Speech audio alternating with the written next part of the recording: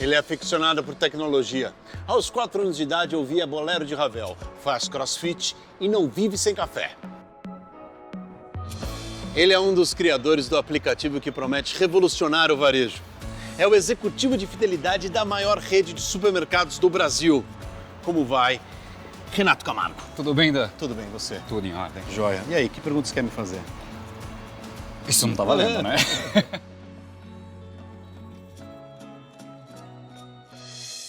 Para quem não te conhece, para quem não sabe, passa por aqui, quem é Renato Camargo?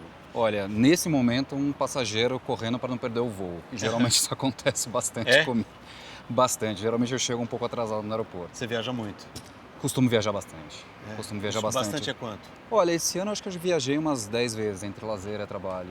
Acho que é importante. Sempre que dá uma brecha, sempre que eu consigo. Quais são os destinos que estar você no mais aeroporto. gosta de... Brasil sempre é a melhor pedida, né? Acho que não dá para fugir muito do Brasil, mas vou dizer um destino favorito, sempre acho que para lazer é Nova York. Sou apaixonado por Nova York. Cidade que está sempre em ebulição, sempre coisa nova. Sempre. É ali a meca da novidade. Eu acho que chegando lá, cada dia você vai ter uma cidade diferente. Isso me atrai bastante naquela cidade. Show. Então esse é um destino obrigatório lá fora e um destino obrigatório aqui no Brasil, qual seria? São Paulo, apesar de morar em São Paulo. E você é desses caras, você foi falando assim, ó, chega atrasado, chega correndo, você chega atrasado porque você é meio desorganizado ou porque é isso mesmo? Não, não sou desorganizado, eu sou distraído. Eu sou bem distraído, mas não é desorganizado não. Eu acho que a gente convive com muitos fatores em São Paulo para poder chegar num aeroporto exatamente na hora. Você vai postergando um pouco mais, aí você entra no seu aplicativo para ver se você consegue chegar na hora, entra no Waze, vai ali, etc. E quando você está fora para voltar para sua casa, você não quer ir embora, né? Você quer ficar no seu destino, então você acaba postergando um pouco mais. Deixa eu fazer um link aqui, que eu acho que não é forçado.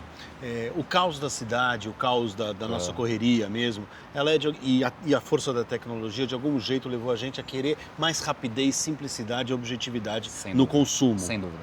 Daí vem os aplicativos, aí vem toda a relação de fidelidade, que fideliza essa relação pela tecnologia, e daí vem o seu trabalho. Exato. Traduz o seu trabalho para quem está nos assistindo. Olha, de uma forma bem simples, eu cuido da área de fidelidade, como você falou, a maior rede de supermercado do Brasil, que é o Grupo Pão de Açúcar. Então, nós temos 4 marcas muito fortes lá, Extra, Pão de Açúcar, Minuto e Mini Mercado.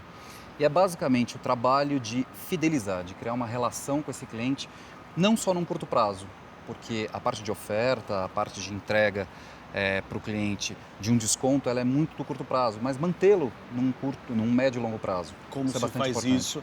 Acho que é a pergunta que você mais deve ouvir. É a pergunta que todo mundo quer a resposta. É a resposta de ouro, né? Meu conceito de fidelidade. Você precisa entregar a verdade para o cliente. Você precisa prometer algo e entregar para ele realmente algo que ele veja valor. Então, aquilo que você prometer, você entregue. Mesmo que você prometa pouco, ou que você prometa algo aquém da expectativa do consumidor, prometa aquilo que você vai entregar. E eu acho que o segundo pilar que você tem, segundo eixo dentro de uma fidelidade, é a parte emocional, né? Você também não se fideliza se você não se emocionar com aquilo que você está se fidelizando. A gente pode transpor isso para todos os aspectos da vida, seja profissional, seja pessoal. Quando você se emociona, quando você tem uma relação afetiva com aquilo que você está fidelizando, você tem uma relação mais duradoura. Então, eu acho que tendo uma mescla e um pouco de equilíbrio nesses dois eixos, você consegue criar e cativar Vocês o têm cliente. feito isso com muito sucesso, né? Sim. Com muita repercussão. Ainda Um aplicativo 3 milhões, eu acho. Quase 4 já. Quase 4, então. Quase 4. Acho que tem essa história desse novo aplicativo que veio de um tempo para cá. Isso. Conta isso pra gente. A gente estava trabalhando lá no GPA há muito tempo com o tradicional. E com uma base de clientes, com os 2 programas de fidelidade que a gente tem, é muito rica. E a base de fidelidade, ela absorve todos os dados do cliente, inclusive os dados transacionais. Então, a gente fala que você é aquilo que você compra, né? Você é aquilo que você come. E sabendo que o cliente come, eu consigo deduzir alguns hábitos de comportamento dele, saber o que ele gosta, saber o que ele pode vir a gostar. E aí, por isso que a gente criou um aplicativo que oferece oferta para o cliente regularmente, toda semana, com ofertas baseadas no histórico de compras do cliente. Isso evita que eu, por exemplo, receba e-mails, como eu recebo o tempo inteiro, de coisas que eu nunca vou comprar. Exatamente. Você pode continuar até recebendo e-mail. Cara, mas é uma loucura. Você recebe também, não? Eu recebo. Pode ser que às vezes deve se irritar mais do que eu. Pode ser que às vezes eu seja um dos que esteja mandando isso. Não, tô brincando. Pô, se você for, a gente precisa conversar, não, cara. Você tá lotando minha caixa postal. Não, tô brincando. A gente reduziu bastante esse canal. Você tem que digitalizar. Só que você não pode digitalizar sem um respaldo, sem uma responsabilidade. Qual foi a nossa responsabilidade? Entregando para o cliente algo que mudasse o comportamento dele. Como que a gente muda? Trazendo relevância. Então, por isso que a gente colocou essas ofertas personalizadas. Então, eu sei exatamente o que você comprou e por isso eu vou te dar oferta e desconto naquilo que você comprou. Tem uns cases muito engraçados do varejo. Um deles, acho que é o mais engraçado, é descobrir através dos algoritmos que o pai que compra muita fralda necessariamente vai comprar muita cerveja. E não colocar a cerveja ao lado da fralda, mas colocar de uma forma relativamente perto e oferecer promoções no mesmo prazo. Por quê? Porque o pai, ou pai de um recém-nascido, ele está bebendo mais em casa. Ele não sai mais tanto para beber porque tem que cuidar do seu bebê. Perfeito. Então ele acaba comprando, quando ele vai comprar fralda, a cerveja também. Não, é uma complexidade são muitos elementos aí, São. né? Qual é desses elementos o que você acha que as pessoas têm mais, as empresas que você observa, têm mais dificuldade de alcançar e de atingir? Mudança cultural. Eu acho que a mudança cultural é o principal elemento que atrasa o desenvolvimento de uma empresa, seja para qual setor for, seja para qual estratégia ela venha desenhar. Por que nós fomos muito felizes no lançamento desse aplicativo? Não só com o cliente, mas com os nossos funcionários também, porque todos são nossos consumidores e todos utilizaram o aplicativo e utilizam o aplicativo. Então, antes mesmo da gente lançar o aplicativo para o cliente, nós lançamos para os 70 mil colaboradores que nós temos. Para ouvir as opiniões. Para ouvir opinião, para exatamente ver como é que ele gostaria que aquele aplicativo fosse apresentado, verificar se as ofertas estavam relevantes. E a partir do momento que eles entenderam, gostaram, se tornaram consumidores, a forma deles se tornarem embaixadores junto ao cliente ela é muito mais rápida, ela é muito mais fácil. Mas espera aí, você falou mudança cultural, você deu um exemplo que deu certo. Deu. Bom, mas já vinha dentro de uma filosofia cultural Exato. Que já estava alinhada. Exato. Mas quando que ela não está alinhada? Quando que ela é um problema? Que você colocou isso como maior empecilho. É o maior empecilho. Me dá um exemplo disso. Olha, se você fica muito na sede, você fica muito no escritório e você não traduz aquele seu pensamento para a tua liderança de operação, então, principalmente uma empresa do tamanho do GPA, que são 70 mil colaboradores e a maioria deles está dentro de loja, você não consegue traduzir isso para o cliente. Então, as comunicações ficam desconexas, as estratégias ficam desconexas. Então, o que você solta, às vezes, na mídia, numa campanha, ou então o que você solta numa estratégia, ou o que você solta numa ação, é completamente desconexo do que quando o cliente chega na loja, ele vai ver. E, às vezes, até a pessoa da própria loja não sabe do que se trata, não sabe porque não foi alinhado. Essa campanha, essa ação seria um desastre. Na minha opinião, se eles não estiverem 100% alinhados, se eles não forem os primeiros a estarem alinhados com a estratégia, é um desastre. Agora a gente vai para o janela ou corredor. É simples, é uma alternativa ou outra, você vai gostar. Janela ou corredor? Corredor. Liderar um time muito talentoso ou com muita força de vontade? Força de vontade, sem dúvida. Você prefere vontade ao talento? Sem dúvida. Por quê? Porque com vontade você consegue resolver o talento. O contrário é mais difícil. Brasil ou exterior? Brasil. Ouvir mais ou falar mais? Eu deveria ouvir mais, mas eu tenho falado mais.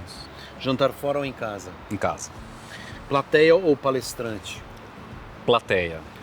Ler um livro ou ver um filme? Ler um livro e depois assistir o filme do livro. Acho que é interessante. Qual livro, isso. por exemplo? Que teve Parque dos Dinossauros. Acredita que eu li? Sério? Juro, Michael Crichton. Michael Crichton. Assisti depois do filme, foi incrível. Mundo perdido ainda. Garantir 100 mil dólares ou ter a chance de ganhar 1 milhão?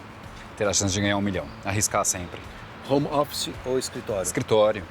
Ser a pessoa mais inteligente ou a mais engraçada em uma sala? A mais engraçada. Tem uma certa inteligência na pessoa cômica, na pessoa engraçada. Aliás, tem muita inteligência. No humor, no humor principalmente. Na capacidade de rir de si mesmo. Exatamente. Estar nos holofotes ou passar desapercebido? Depende. Tem momento que você precisa estar no holofote, tem momento que você precisa passar despercebido. Você tem que ser o mesmo nos dois. Desembarcar de dia ou à noite? À noite, adoro as luzinhas. Num evento, networking ou conteúdo? Conteúdo. E-mail ou WhatsApp? E-mail. Eu não gosto daquele dinamismo do WhatsApp. Você preferiria voltar no tempo e conhecer seus antepassados ou ir para o futuro e conhecer seus descendentes? Os antepassados. Você preferia ser o Ayrton Senna ou Albert Einstein? Sou muito competitivo. Ayrton Senna. Você prefere ficar um ano sem internet ou sem sair de casa? Sem sair de casa, sem sair de casa me dá uma internet funcionando, um Wi-Fi, eu Que fico, tá beleza. eu fico um ano em casa. E faz um crossfit doméstico. Dá pra fazer, Dá, total. arrastar umas cadeiras, Isso. levantar um sofá. Exato. Praia ou campo? Praia, Voar para o próximo destino ou de volta para casa? próximo destino. Agilidade ou precisão? Agilidade. Ainda bem que eu não sou astronauta, mas agilidade. Beatles ou Stones? Queen. Queen? Sim. sem Freddie dúvida. Mercury? Totalmente. Qual a preferida? Viciado. Bohemian Rhapsody. Acho que é tradicional. Tom Hanks ou Dan Stubbe? Dan muito... Stubbe, que apresentando o Náufrago. Valeu, obrigado. Muito bem, estamos de volta no nosso Janela ao Corredor. Muito bom, você saiu muito bem, como sempre. Você foi um bom aluno? Você saía bem em coisas? Eu era comprometido. Eu não posso dizer se eu era um bom Você aluno, eu era comprometido. Fiel. Fiel. Fidelidade. Você tinha fidelidade que deu Já vinha futuro. desde sempre, mas aí nesse caso comigo mesmo. Bom, você é um cara que viaja bastante. Você falou do seu destino preferido, Nova York. Nova York. Quais seriam os outros, assim? Olha, São Paulo eu acho um destino incrível. Apesar de morar aqui, mesmo que eu não morasse, eu voltaria bastante. Buenos Aires, acho incrível. É uma cidade, para mim, tão forte quanto Nova York em termos de cultura, em termos de pujança. E eu gosto daquela bagunça de Buenos Aires, sabe? Aliás, a Argentina, para mim, é um país espetacular. Eu gosto daquela bagunça junto com o nacionalismo deles. Sim, Então é um sim. destino delicioso de se visitar. Tem Europa, mas eu sou uma pessoa mais do continente americano do que do continente europeu. Gosto mais de... Pô, perfeito. Tem uma história de Nova York com a sua mãe que ela não falava inglês. Não deu um papo desses? Tem. Conta aí. Tem uma vez que eu fui, como é um destino que eu amo, eu resolvi levar minha mãe para Nova York, né? E a gente entrou naquelas lojas de departamento grandes, sabe? Muitos andares. Eu lembro que o primeiro andar era um andar de bolsas e maquiagens e cosméticos. E ela gosta bastante disso. E aí eu entrei e falei, olha mãe, fica aqui e eu adoro tecnologia, eu vou dar uma fuçada por aqui no prédio para ver outras coisas. Quando eu falei fica aqui, nesse andar. E fiquei 1 hora e pouco fora, eu esqueci um pouco do tempo, voltei, porque eu achei que ela fosse ficar também. Uhum. Aí eu voltei até por uma outra porta, eu falei, cadê minha mãe? Comecei a pesquisar, falei, peraí, será que ela está no mesmo lugar? Quando eu voltei, ela estava no mesmo metro quadrado que eu a deixei. E eu falei, mãe, você não saiu? Não, filho, você falou para eu ficar aqui, eu fiquei aqui. Eu falei, mas já tem mais de 1h30. Eu fiquei aqui passeando. E aí ali aquela hora foi engraçado, porque eu percebi que inverteu um pouco a relação de mãe para filho e nos tornamos pai e filha. Porque ela estava num destino totalmente diferente do que ela estava acostumada, numa cidade grande, numa língua que ela não falava. A partir do momento que peguei a mão dela, e aí fomos passear, eu fiquei o pai dela por acho que uns 15 dias que a gente passeou. É interessante essa inversão que você fez de pai e filha, para mãe e filho, para pai e filha, por conta da tecnologia, aumentou muito, Sim, né, bastante. entre aspas, o poder do jovem na mesa da família, não é? Bastante. Ao ensinar tecnologia e dar o detentor do saber agora é o jovem. Mas olha, né, nesse sentido. Eu concordo com você, o detentor é o jovem e, aliás, eles se espelham muito na gente, eles nos procuram muito para expor um pouco dessa tecnologia. Mas até uma surpresa que a gente teve com o lançamento do aplicativo no Pão de Açúcar foi, nós tínhamos muita dúvida a respeito do público mais velho, se eles iam realmente utilizar o público mais maduro.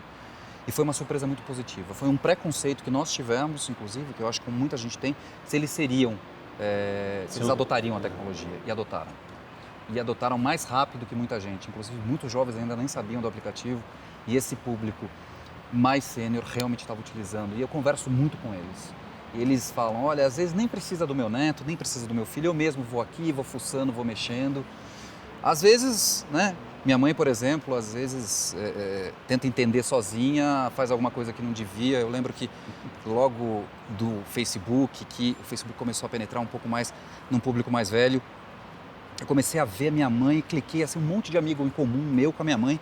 Falei, por que minha mãe está com esse monte de amigo em comum, né? Aí eu fui perguntar para minha mãe, por que você está com um monte de amizade em comum comigo? Você, não sei, apareceu ali adicionar. Fui adicionando. E eu fui adicionando. Quer dizer, são aquelas sugestões de amizade. E aí os meus amigos naturalmente acabaram adicionando. Foi engraçado um pouco dessa parte da tecnologia com a senioridade. Ah, cara, muito bom. Você é dessas pessoas, imagino eu, até por uma questão, sei lá, do trabalho, você pensa em fidelidade o tempo inteiro? Digo assim, você vai numa empresa, você vai para um outro país, você fica imaginando como você faria e como isso é feito. Exato. O tempo inteiro. É a tua vida, o teu trabalho é a tua vida. Meu trabalho é minha vida porque eu literalmente amo o que eu faço. Então, toda vez que eu viajo, eu procuro seguir 2 olhares. O primeiro olhar é a cultura local, que eu acho que independente do ramo que você trabalhe, você pode trabalhar com marketing, você pode ser engenheiro, você pode ser advogado, você pode ser ator, artista, o que for, você entender a cultura local. E uma das coisas que eu sempre fiz, independente de trabalhar com rede de supermercado, que é o que eu trabalho agora, foi visitar o supermercado local. Daquele país. Daquele país, ou daquela cidade. Eu acho que a maior cultura de um país ou de uma cidade está no supermercado. Então, antes mesmo de ir para pontos turísticos, eu ia para supermercados e ficava, até para não comprar nada, às vezes só para visitar mesmo. Então, eu ficava andando pelos corredores, vendo os produtos locais. Acho que você tem muita cultura ali dentro do supermercado, entrando junto com o cidadão local. Eu acho que você aprende muito. Cara, eu te confesso que eu fiz isso no Japão e fiquei alucinado.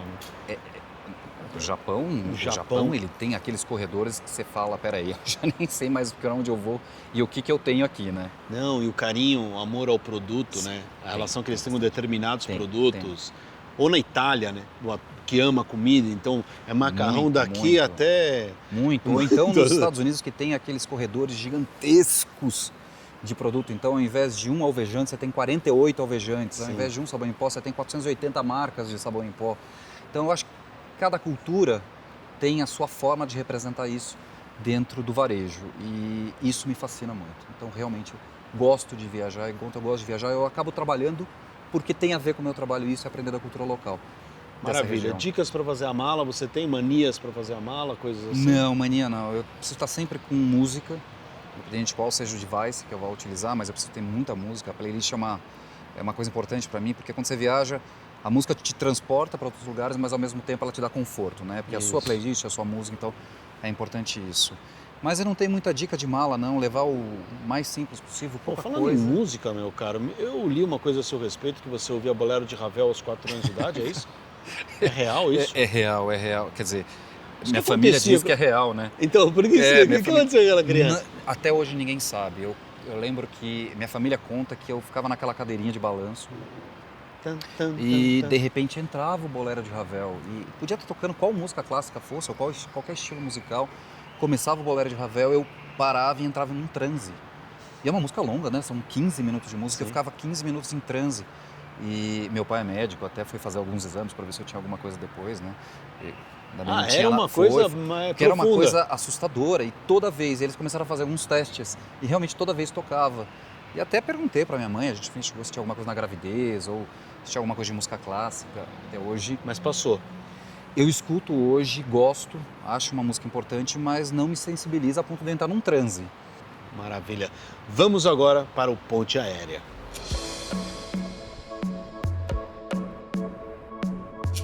Então vamos lá, com quem você gostaria de trocar de emprego por uma semana? Com algum estagiário meu. Por quê? Para tentar entender o que se passa na cabeça dele. Acho que entender como é que sou eu de chefe, com uma distância. Boa. Qual é o seu prato preferido? Churrasco. Pão de queijo. Pão de queijo no churrasco. É impossível 6% de gordura com pão de queijo de churrasco. Mas só o churrasco dá porque tem muita proteína. Boa, garoto. E durante os voos? Churrasco, não, brincadeira. Geralmente eu levo as minhas barrinhas de proteína para comer no voo. Qual a coisa mais engraçada que você já leu sobre você ou sobre a sua empresa na internet? Olha, sobre mim foi engraçado porque eu cuido de programas de fidelidade. Então teve uma época que me chamavam de garoto de programa. Isso foi bem engraçado. Se espalhou, viralizou. Positivamente, depois ficou cômico. Um garoto de programa de fidelidade. Existe vida sem rede social? Existe, mas não deve ser tão engraçada, né? Não. O que estaria escrito na primeira página da sua biografia? A biografia do Assis Chateaubriand é mais engraçada. Vai procurar outra. Procure outra? Ou gostaria de prosseguir mesmo assim? Num dia de folga perfeito, o que você faz? Nada. Qual a sua série favorita? VIP. E a novela que você lembra, alguma cena marcante? Tem novela favorita? Olha, eu não sou muito de novela, sou muito mais de série. Sou muito mais de leitura, mas tenho A Próxima Vítima, lembra? Sim, você Parou o Brasil. Silvio de Abreu. Silvio de Abreu parou o Brasil para descobrir o assassino. Você é mais de livro? Qual é o seu livro preferido? Tô aproveitando a O deixa. que eu tô lendo agora, Que é? Endurance, a história de um astronauta, 1 ano no espaço. A gente não quer só dinheiro, a gente quer... Saúde. Você se contrataria como estagiário quando jovem? Contrataria, mas me daria tanta bronca. Calma, garoto, respira. O que você diria para você jovem aqui? O que eu diria para mim, jovem? Olha, as coisas têm seu tempo. Calma, respira. Perder cabelo não é tão ruim quanto parece. O que você seria se não fosse quem é hoje? Seria médico. Qual o melhor conselho que já te deram? Acho que tem 2. Eu acho que um recebi da minha mãe logo quando eu era muito jovem, que era siga a sua intuição. Intuição é muito importante. E um segundo é você não pode ter o controle de tudo. Então escolha as suas batalhas. E qual é o pior? Não vai se arriscar só por isso. Escolha as suas batalhas, eu gosto também. Se pudesse escolher uma pessoa que não conhecesse para sentar do seu lado no avião, quem seria? Hebe Camargo. Ela é tão completa, era tão completa em todas as formas de arte, da espontaneidade, eu acho que seria ela. Tem um livro. Tem um livro dela. Biografia. E, aliás, Chechel escreveu. Sim, eu ainda não li, quero muito ler, e é uma coisa que é engraçado, eu escuto Hebe Camargo para treinar, inclusive. Não, para. O álbum, juro. Inclusive aquelas músicas que ela interpreta de Roberto Carlos, escuto várias. Eu posso gosto. imaginar você fazendo crossfit ouvindo Hebe Camargo? Sim. Genial. Você tem medo do quê? De ser dependente fisicamente de algo ou de alguma coisa. Se você fosse escolher uma palavra, qualquer palavra. Empatia. Se você não fosse brasileiro, você gostaria de ter nascido onde? Na Argentina. Eu acho que é um país muito parecido com o Brasil. Tem churrasco. Tem churrasco, tem cultura, mas tem um nacionalismo muito forte. Eu acho isso admirável. Um evento histórico que você gostaria de ter visto ao vivo, ter estado lá? A gravação do DVD do Queen, no Wembley Stadium, em Londres. Isso com certeza. Eu também adoraria. Uma invenção genial. A internet. Eu acredito que todo mundo, a gente tem feito essas conversas com as pessoas aqui, não sei o que você acha, todo mundo deve te perguntar, cara, qual é a fórmula para você, para ter acontecido, para as coisas terem dado certo para você? As pessoas te perguntam muito isso. Qual a receita do sucesso, tal. E há receitas que são comuns a todos. Como determinação, etc.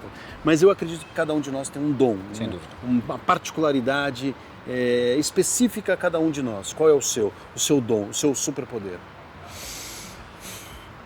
Inconformismo. O inconformismo positivo. Eu sou muito inconformado com as coisas. Eu quero sempre questioná-las. Eu sou muito questionador. E eu acho que isso me leva a alguns lugares, às vezes bom, às vezes ruins, mas é uma característica minha que me fez crescer e atingir boa parte do que eu atingi hoje. Maravilha, vamos voltar para as poltronas azuis.